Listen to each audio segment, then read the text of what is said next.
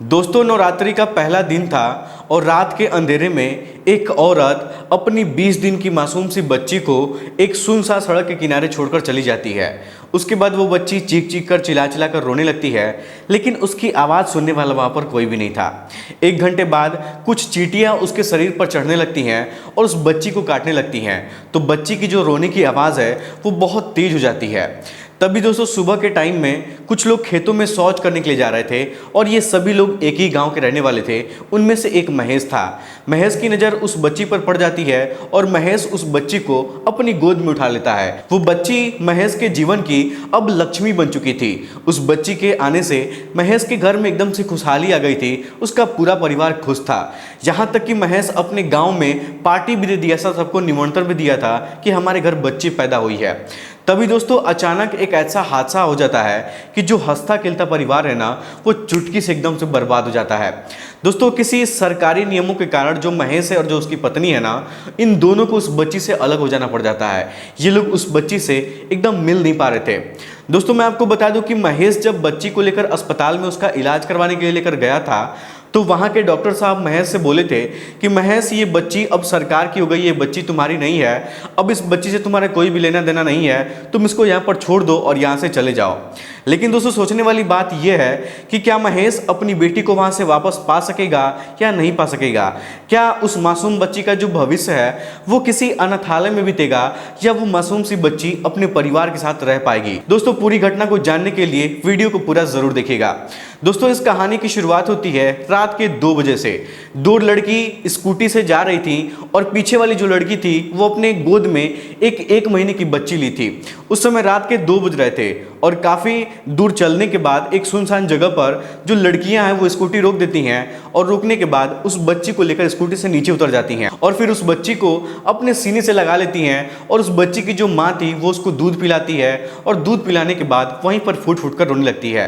तभी जो दूसरी लड़की वहाँ पर आई थी उसके साथ में, वो भी उस बच्ची को अपने गोद में लेती है, सीने से लगाती है और वो भी फूट फूट कर रोने लगती है। कुछ देर बाद दोस्तों आसपास के चारों तरफ वो लोग देखते हैं और देखकर उस छोटी सी बच्ची को सड़क के किनारे एक झाड़ी में वो लोग फेंक देती हैं। अब दोस्तों जो बच्ची है ना वो जोर जोर से चिल्ला चिल्ला कर रोने लगती है, लेकिन ये दोनों लोग पीछे मुड़कर नहीं देखती हैं और वहां से अपना स्कूटी चालू करती हैं और चालू करने के बाद जहां से आई थी ठीक वहां निकल जाती हैं। दोस्तों जिस दिन बच्ची को वहां पर सड़क के किनारे छोड़ा गया था उस दिन नवरात्रि का पहला दिन था। बच्ची वहां पर काफी जोर जोर से रो रही थी, लेकिन 1 घंटे बाद उसके रोने की जो आवाज है ना वो एकदम से धीमी हो जाती है। वो बच्ची एकदम से रोना बंद कर देती है। फिर 4 बज जाता है, 4:30 बज जाता है। तभी दोस्तों उस रास्ते से होते हुए 4 लोग सुबह सुबह शौच करने के लिए जा रहे थे और ये सभी लोग एक ही गांव के रहने वाले थे। जब बच्ची की रोने की आवाज ये लोग सुनते हैं तो ये लोग उसके पास जाते हैं और फिर उस बच्ची को अपनी गोद में उठा लेते हैं। उसके ऊपर से जो चींटियां चढ़ी हुई थी वो सभी चींटियों को हटाते हैं तो वो लोग देखते हैं कि वो चींटियां उस बच्ची के स्किन को काट चुकी थी। तभी दोस्तों उन्हीं आदमियों में से एक आदमी कहता है कि ये बच्ची मुझे दे दो, क्योंकि मेरे पास 3 बेटे हैं और मेरी कोई बेटी नहीं है। मेरी पत्नी इस बच्ची को पा जाएगी तो बहुत खुश हो जाएगी और वो चाहती है कि हमारे पास कोई बेटी हो। अब दोस्तों इस तरीके से वो जो बच्ची सड़क के किनारे पाई गई थी वो अनाथ थी, उसके माता पिता तो थे नहीं। तो गांव के सभी लोग सोचते हैं कि चलो कोई बात नहीं है, इस बच्ची को तुम रख लो। अब दोस्तों उस बच्ची को महेश ले लेता है और अपनी पत्नी को ले जाकर उस बच्ची को दे देता है। अब दोस्तों उसके बाद जो महेश है ना वो अपनी पत्नी से पूरी घटना के बारे में बताता है। तो उसकी पत्नी महेश से कहती है कि देखिए जाने दीजिए, आज नवरात्रि का पहला दिन है और ये हमारे लिए एक लक्ष्मी का रूप है, माता रानी खुद हमारे घर पर चलकर आई हैं। तब तक दोस्तों घर के आसपास के लोग भी वहां पर आ जाते हैं और सभी लोग उस बच्ची को देखने लगते हैं, उस बच्ची को अपनी गोद में लेकर खिलाने लगते हैं, उसको प्यार दुलार करने लगते हैं। अब दोस्तों महेश के घर में उस बच्ची को देख कर ना सभी लोग बहुत ज्यादा खुश हो गए थे, क्योंकि उस घर में कोई भी लड़की अब तक पैदा नहीं हुई थी कई पुरुष से, और जो महेश था उसके केवल 3 बच्चे थे, उसकी कोई बेटी नहीं थी। अब दोस्तों धीरे धीरे करके ये बात पूरे पड़ोसियों में फैल जाती है और ये सभी लोग जान जाते हैं कि महेश को एक बच्ची मिली है और वो बच्ची महेश के घर पर रह रही है। तो दोस्तों सभी गांव के लोग उसके घर के बाहर इकट्ठा हो जाते हैं। लेकिन दोस्तों गांव के लोगों को ना कोई भी ऐतराज नहीं था, क्योंकि सभी लोग जानते थे कि वो बच्ची रोड के किनारे मिली थी, अनाथ है, इसीलिए महेश उसको अपने साथ लेकर आया है और उसको अपने साथ अपने घर पर रखा है। तो बच्ची को घर मिल गया है, उसको माता पिता मिल गए हैं, इससे अच्छा उस बच्ची के लिए क्या हो सकता है? यही सब सोचकर गांव वाले महेश का कुछ विरोध भी नहीं कर रहे थे। अब दोस्तों दूसरे दिन जो महेश है ना ये पूरे गांव में अपने लड्डू बंटवाता करवाता है और पूरे गांव में न्योता भिजवाता है कि हमारे घर नवरात्रि के लास्ट दिन पर हमारे घर पार्टी है, सबको निमंत्रण है खाने के लिए, आप लोग हमारे घर पर आइएगा, और सबको एक एक करके कार्ड भी भिजवा देता है। अब दोस्तों महेश के घर पर उस बच्ची को पूरे 2 दिन बीत चुके थे, सब कुछ ठीक चल रहा था, वहां पर कोई भी दिक्कत परेशानी की बात नहीं थी, वो बच्ची भी बहुत ज्यादा खुश थी। अब दोस्तों जब निमंत्रण का जो कार्ड है ना वो गांव के जब प्रधान जी के पास पहुंचता है, तो जब प्रधान जी को ये बात पता चलता है तो वो भी बहुत ज़्यादा खुश हो जाते हैं और फ़ोन करके महेश से बातचीत करते हैं, महेश को बधाई देते हैं और महेश से कहते हैं कि देखो महेश, ये सब तो ठीक है, लेकिन अगर तुम्हें बच्ची वो रास्ते पर मिली है तो हमें थाने पर जाकर बताना पड़ेगा कि तुम इस तरीके से उस बच्ची को लेकर अपने घर पर रह रहे हो। अब दोस्तों इस तरीके से अगले दिन महेश प्रधान जी के साथ थाने पर पहुंच जाता है, वहां पर 2 घंटे बैठकर इंतजार करता है, तब जाकर थाना इंचार्ज से उसकी मुलाकात होती है। वहां पर कुछ देर में कागजी कार्रवाई होती है और फिर महेश से कहा जाता है कि महेश, इस बच्ची का मेडिकल टेस्ट करवाना पड़ेगा और इसीलिए इस बच्ची को हम लोग लेकर बलिया जा रहे हैं। तब दोस्तों महेश कहता है कि नहीं नहीं, ये छोटी सी बच्ची है, अगर आप लोग इसको बाइक से लेकर जाएंगे तो धूप है, इसकी तबीयत खराब हो जाएगी, तो बहुत परेशानी उठाना पड़ जाएगा। अब दोस्तों महेश पुलिस वालों से कहता है कि मैं फोन करके अपने दोस्त से एक 4 व्हीलर मंगा रहा हूं और उस गाड़ी में बैठकर हम लोग सभी लोग बलिया चलेंगे और वहां पर इसका मेडिकल टेस्ट करवाएंगे। तो दोस्तों पुलिस वालों को भी कोई ऐतराज नहीं होता है, और पुलिस वाले कहते हैं कि ठीक है, फोन करके आप गाड़ी मंगा लो। अब दोस्तों इस तरीके से महेश अपने दोस्त को फोन करता है और फोन करने के बाद 4 व्हीलर गाड़ी मंगाता है और मंगाने के बाद ये सभी लोग उस बच्ची को लेकर पुलिस वालों के साथ रसना थाने से बलिया पहुंच जाते हैं। वहां पहुंचने के बाद उस बच्ची का मेडिकल टेस्ट होता है और फिर पुलिस वाले महेश से कहते हैं कि महेश, इस बच्ची को उस तराजू पर रख दो, क्योंकि उसका वजन करना है, उसका जो वेट है उसको नापना है, कागज में भरना पड़ेगा। तब दोस्तों जो महेश है ना उस तराजू पर उस छोटी सी बच्ची को लेटा देता है और जब उसका वजन हो जाता है तो फिर महेश उसको अपनी गोद में उठाने के लिए जाता है, तो वहां के जो डॉक्टर साहब थे वो उस बच्ची को, महेश को गोद में उठाने से मना कर देते हैं और कहते हैं कि महेश, आपका काम खत्म हो गया है, आप यहां से अब जाइए, आपका यहां पर कोई भी काम नहीं है, अब ये बच्ची सरकार की संपत्ति हो गई है, आपका अधिकार इस बच्ची पर नहीं है। तब दोस्तों महेश डॉक्टर साहब से कहता है कि डॉक्टर साहब, मैं कुछ समझा नहीं, आप कहना क्या चाहते हैं, जरा खुलकर मुझे बताइए। तब दोस्तों डॉक्टर साहब कहते हैं कि देखो महेश, ये लड़की तुम्हारी तो थी नहीं, ये लड़की तुमको रोड के किनारे मिली थी, अब ये लड़की सरकारी हो चुकी है क्योंकि रोड के किनारे मिली थी, तो इसका देख रेख हम लोग करेंगे और जैसे इसकी परवरिश करनी होगी, इसकी सारी जिम्मेदारी हम लोग की होगी, इसमें तुमको सोचने की कुछ भी जरूरत नहीं है। अब दोस्तों इस बात को सुनकर जो महेश है ना वो डॉक्टर साहब के ऊपर बहुत ज्यादा भड़क जाता है और महेश डॉक्टर साहब से कहता है कि जब लड़की रोड पर पड़ी थी तब आप लोग कहाँ थे, तब सरकारी वो नहीं थी, और जब लड़की को मैं उठा कर लेकर आया हूँ, उसका इलाज करवाया हूँ, उसको अपनी बेटी की तरह स्वीकार कर रहा हूँ, तो उस बच्ची को आप लोग हमसे छीन रहे हैं और कह रहे हैं कि ये बच्ची सरकारी हो गई है। और जब ये बच्ची रोड पर पड़ी थी तो उस समय आप लोग क्या कर रहे थे।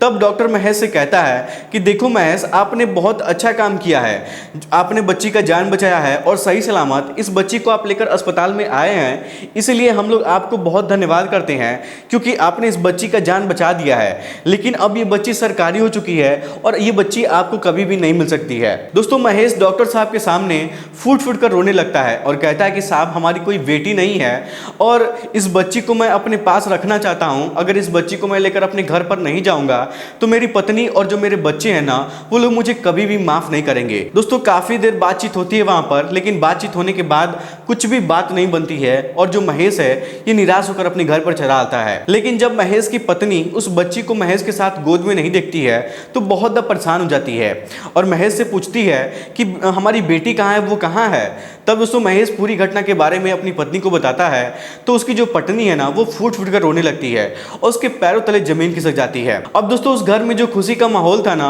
वो एक ही झटके में एकदम से मातम में बदल जाता है। कोई इधर बैठ के रो रहा है तो कोई उधर बैठ के रो रहा है, तो कोई उस कोने में बैठ कर रो रहा है तो कोई इस कोने में बैठ कर रो रहा है। मतलब घर के जितने भी सभी सदस्य लोग थे ये सभी लोग बैठ कर रोने लगते हैं। तभी दोस्तों महेश की माँ को गुस्सा आ जाता है और महेश की माँ महेश को लेकर थाने पर पहुंच जाती है और पुलिस वालों के ऊपर चिल्लाने लगती है और चिल्लाती है तो वहाँ पे बहुत ज़्यादा हंगामा भी होता है।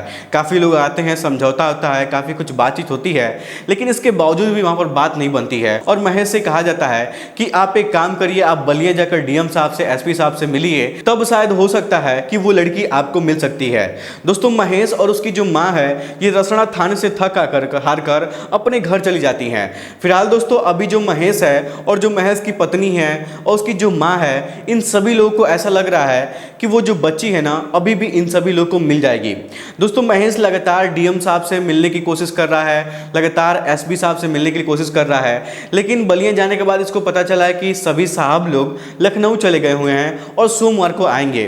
दोस्तों 3 अक्टूबर 2024 को ये बच्ची महेश को वहाँ रोड पर मिली थी और 2 दिन उसके साथ रही थी और 5 अक्टूबर को वो बच्ची अस्पताल में गई थी अपना इलाज करवाने के लिए, अपना चेकअप करवाने के लिए, मेडिकल करवाने के लिए, और आज 10 अक्टूबर हो गया है और अभी तक जो बच्ची है ना वो महेश को नहीं मिल सकी है। दोस्तों आपको क्या लगता है कि इस बच्ची का जो बेहतर भविष्य है वो किसके साथ बेहतर हो सकता है? क्या अगर वो बच्ची किसी अनाथालय में जाएगी, वहाँ पर पलेगी बढ़ेगी, अपना जीवन गुजारेगी तो उसका बेहतर जीवन होगा, या फिर वो बच्ची महेश के साथ और उसकी पत्नी के साथ उस बच्चों के साथ रहेगी तो उसका जीवन बेहतर होगा? लेकिन दोस्तों पुलिस वालों का कहना है कि आपके पास ऑलरेडी 3 बच्चे हैं, 3 लड़के हैं, इसलिए वो बच्ची आपको नहीं मिल पाएगी, क्योंकि ये सरकार का कुछ नियम वगैरह है, सरकार कुछ इस तरीके से कानूनी कार्रवाई करती है और काम करती है।